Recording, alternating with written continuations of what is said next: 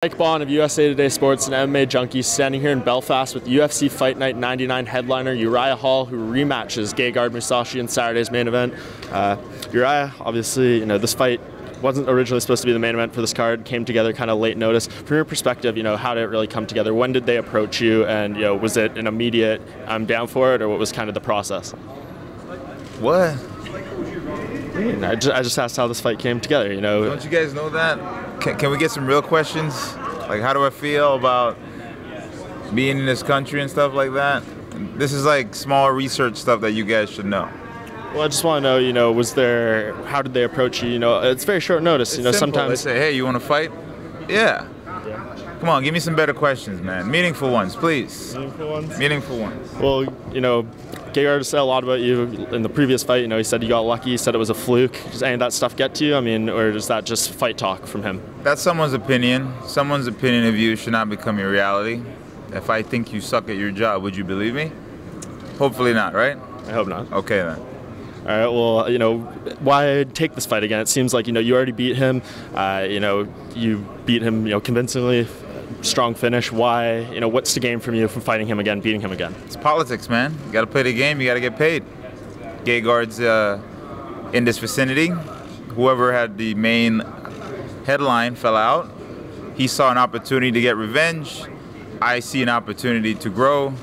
It's a win-win. It just, whoever goes out there and imposes their will.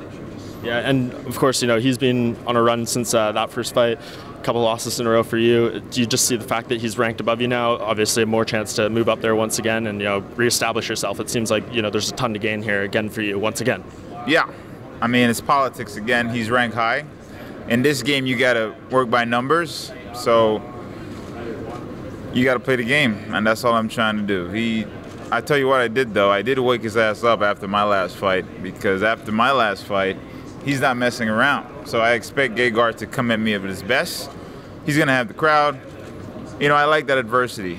So it's in his hometown, and, the odds supposedly are against me, but all bets are off when you're in the cage. Statistics, opinions, it doesn't really matter, and that's what makes me dangerous, because you just never know which Uriah is going to show up.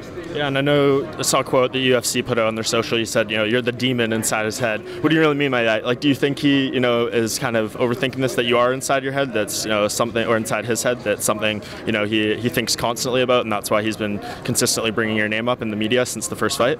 Well, my fight was a fluke to him, and he just needs to get over that hump. It's something that bothers him. I'm sure he lost a lot of sleep, and it terrifies him, to be knocked unconscious almost by a guy like me that's not even ranked and all that stuff. I'm sure that caused him to say, how is this possible? I'm supposed to beat this guy.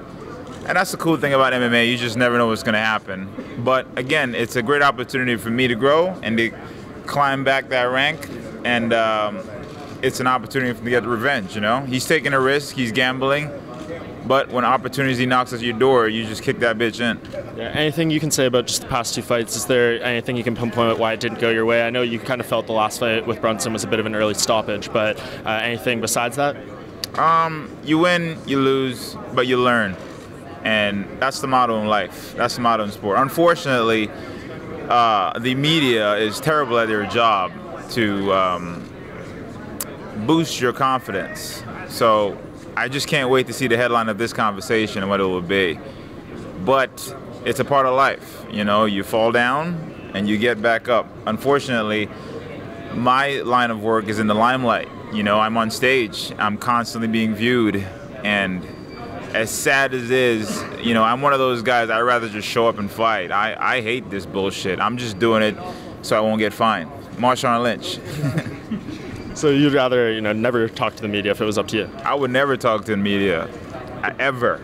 But do you understand the importance of it? I'm sure you know that, the bigger your name is, the more money you get paid, the more opportunities come your way. I don't care about money, man. For me, I care more about, helping kids. That's my motto. When I'm off not training, I'm helping kids. The shit that y'all motherfuckers don't see.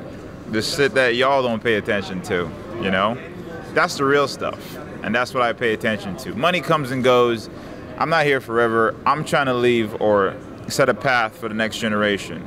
That's my passion. I can't rely on money or materialistic things. It's just not me, and that's why I'm different. All right, thank you, Uriah. Best of luck.